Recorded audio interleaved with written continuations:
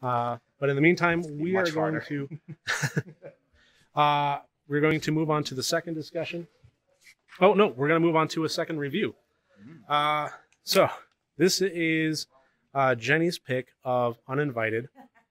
While she's getting her headphones on and getting ready there, I just want to say that again, Ray Milland, 1940. No, worse. 1987. Okay. So. Yeah, it's worse. Yeah.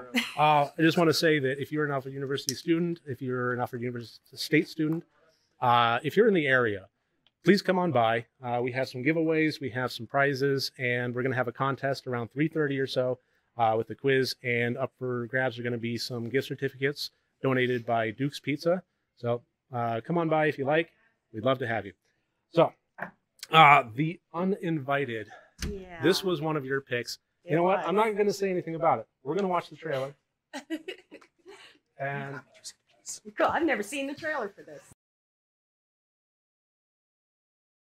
Not to be confused with the Ray Milland, 1947. all right. So the only thing that I will say, or I will ask of you to do, explain yourself. You made us sit through this. This is fun. This is pure fun. There's nothing about this movie that is ever going to win any kind of awards. Maybe worst movie ever made. But I mean, come on, it's a kitty cat. Come on. It's a killer kitty. Well, actually, it's not even the cat that's the killer. It's whatever that sloth bat baby kitten thing that comes out of it is, which is obviously a puppet. Well, yes. You can see the puppeteer. What would have been awesome is if it turned around and attacked the puppeteer in the movie. That would have been great, and I wouldn't have put it past this movie, because other than that, the whole movie, the premise, everything is just so bad. But it's fun. Well, Nick, come on, tell me not everybody practice. Okay, you know what? No, absolutely. That was a movie that was actually, it elicited a lot of laughs. It was great to have included in the marathon.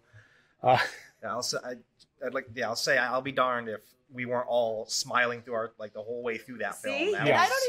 I wouldn't say that it was bad. I would say that it was 80s. It was bad. It was 80s. It was It was cheesy. 80s it were was bad. It No. was the 80s. It was cheesy, but that's the whole point of it. It was supposed to be. It was not taking No, itself 80s brought us seriously some at great, all. great horror movies. And it brought us this little absolute fluffy rubbish. kitty. Obviously, I'm the just saying pinnacle. that saying that's the 80s is not an excuse for, bad. It's I both. mean, that's the last great decade for horror, I think. But I get your point. It's representative of the 80s. It is. Bad The stuff. cheese. Yeah, that's my argument. Is it's both. Yeah. Okay. So Nick had a keen eye there. Said George Kennedy was in it. That was a Yes. surprise for me. Yes. That was a surprise for me. It's like, oh, Naked Gun, sweet. But yeah, I mean, the movie itself was. I think it brings up a good discussion: is the best bad movies and how much fun they can be. Exactly.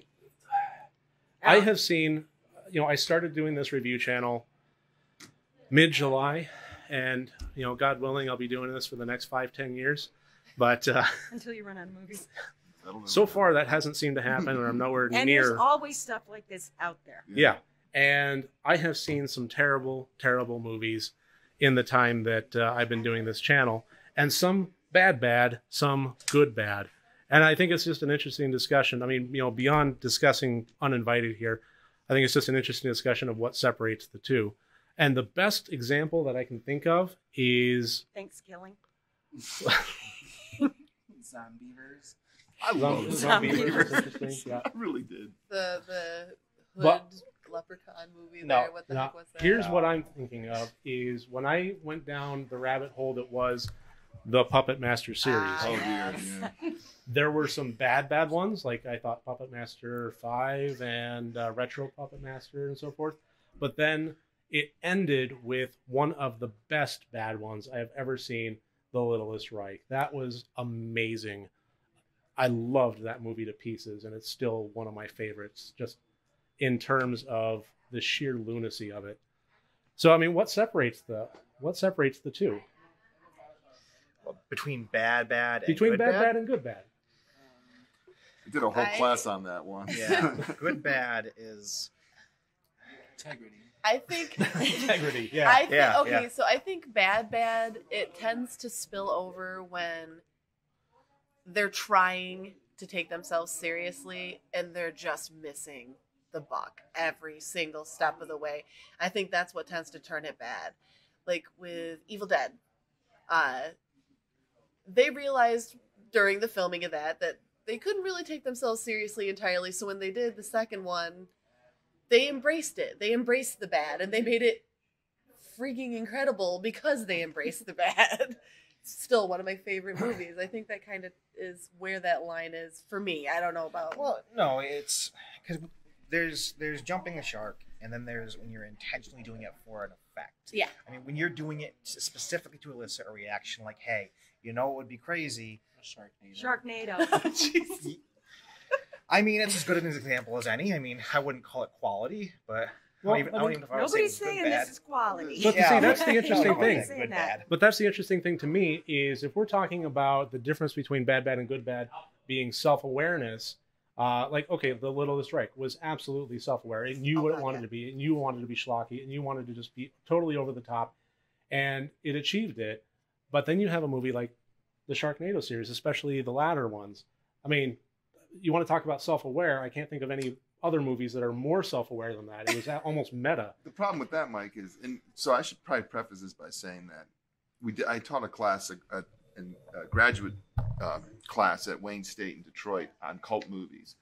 So the big question we had that whole semester is, what is the criteria for a cult movie? And everything you guys have just said is all pretty much question of subjective and reception. Yeah. Questions of reception, and those are obviously going to be subjective.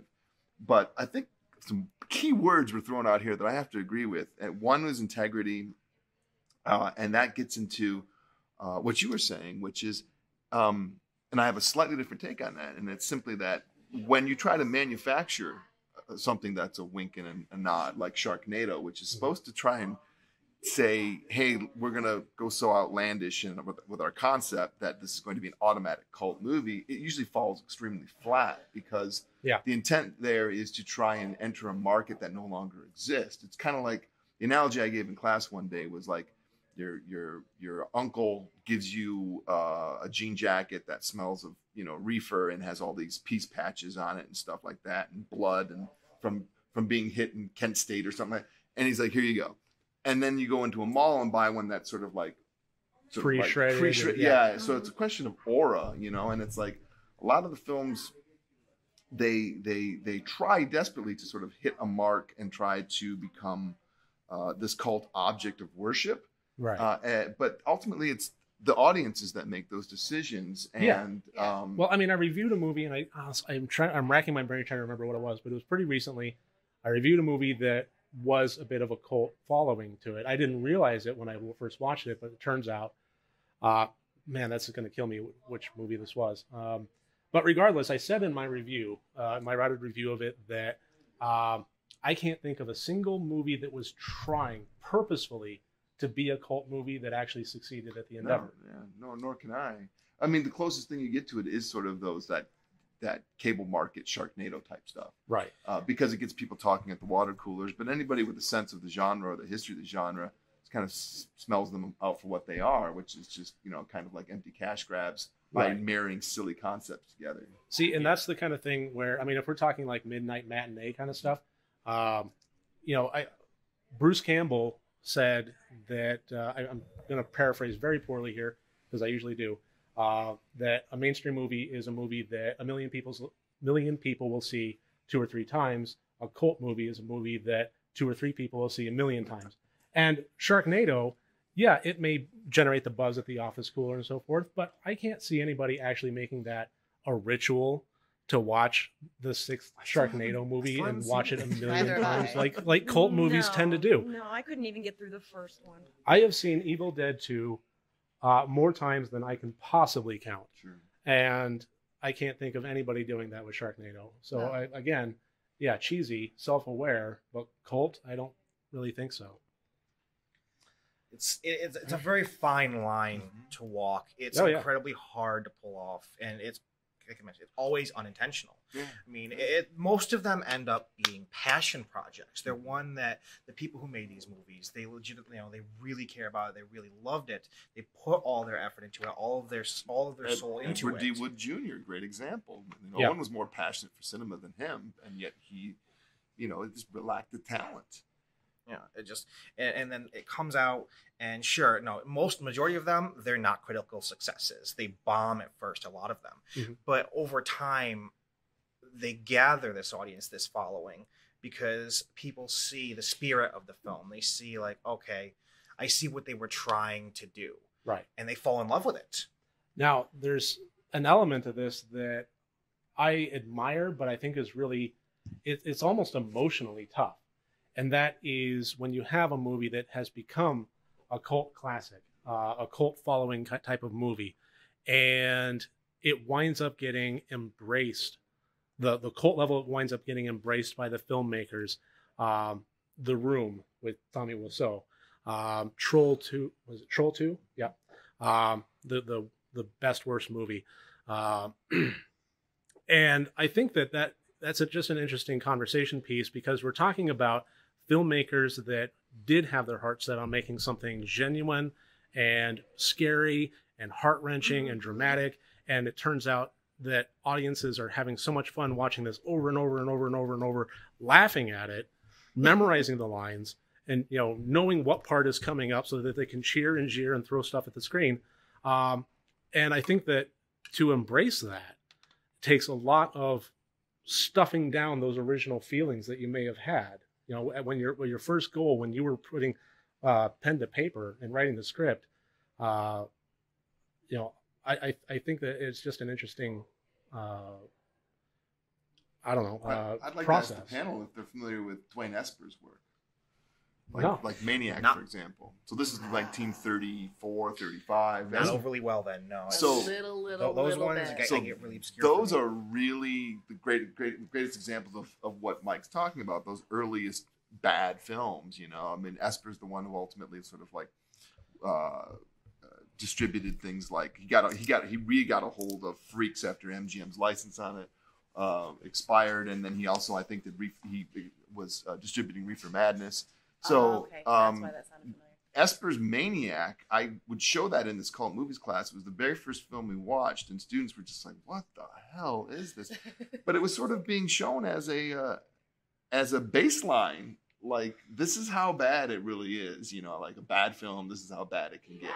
And then so from that point forward, we had like this relief, that with this baseline of bad, and that would be so you could probably find Esper's Maniac right there on YouTube, I'm guessing 35, somewhere around there, and it's absolutely just amazing. I love this movie and how bad it is. I actually have wanted to see that. That might be something that we'll have to check out. Maniac, yeah. I can't, and there's a great audio commentary too on the DVD because the movie's been written about pretty endlessly, and as has Dwayne Esper in general. Yeah. But there's a scene where they pop this cat's got one eye, and so they put like a fake eye in there and pop it out, and it's just all this it's Maniac is amazing, and it gets to Mike's point and to your point about integrity and to Scott's point, everybody's point about like it's in the end it's a very subjective thing, but one film that I continue to show is Ed Wood, the Tim Burton biopic of Edward D. Wood Jr. And when we're talking about auteur theory or something like that, I mean, there's no really greater poster child. You can put Godard on there, or you could put Bergman, or you could put Scorsese, or you could put Ed Wood. I mean, Ed Wood is truly, this guy bled cinema. It was in his DNA. Oh, he was massively passionate. I love the movie, by the way, Ed Wood. Yeah, me too. We just watched it in class. All right. So before we wrap up this discussion, do we want to discuss anything more about the actual movie itself, Uninvited? Is there any point? It's worth watching. It's fun to fun. me. It is. It It's is worth worth watching. watching. George It Kennedy. is fun. It does have some gore in it. It doesn't really have a whole lot of jump scares, and it's got a lot of things that people would just sit there and go. Now, what year is it? I think it was 88. 87. Was it 87? I guess so. Okay, so 88. so prosthetic makeup, analog effects were at their zenith then. So it's Yeah. probably, even with the small budget, it's probably This decent, this yeah. was very. when the creature made its appearance, every single Which happens time, in like the first 3 minutes. it never failed for us all to break out cackling at the absurdity of this thing. No, it was. There was some of the blood and gore in it that was actually pretty Pretty well well done, done, though. Well, yeah, yeah, especially there was Creature bladder effects. And, there was a jugular bladder effect that I enjoyed a lot. And yeah. anything involving the Achilles heel always gets me. Oh, Yeah, yeah, I can't. All right. Honestly, my opinion on this is the failing of Uninvited more than anything else was the dialogue, the written dialogue, and how it was presented by the actors. That for me was the wind up, and then when the cat showed up, that was the hit. Cat had the best dialogue in the whole thing, even though every time the cat meowed, its mouth didn't move. Yeah, Terrible. that was The fabulous. kitty's the star. Yeah. Oh yeah, rooting for the cat the whole way. Yeah. If there were ever a movie where you were rooting for the killer, it is Uninvited. That is. I didn't want any of those people to make it off that boat. Just get rid of them. They're waste of space. Just as actors, as characters in the movie, just get rid of them. Yeah. All right. Eat at the cat. Well, thank you, Jenny, for joining us here. We'll have you back up in a little bit.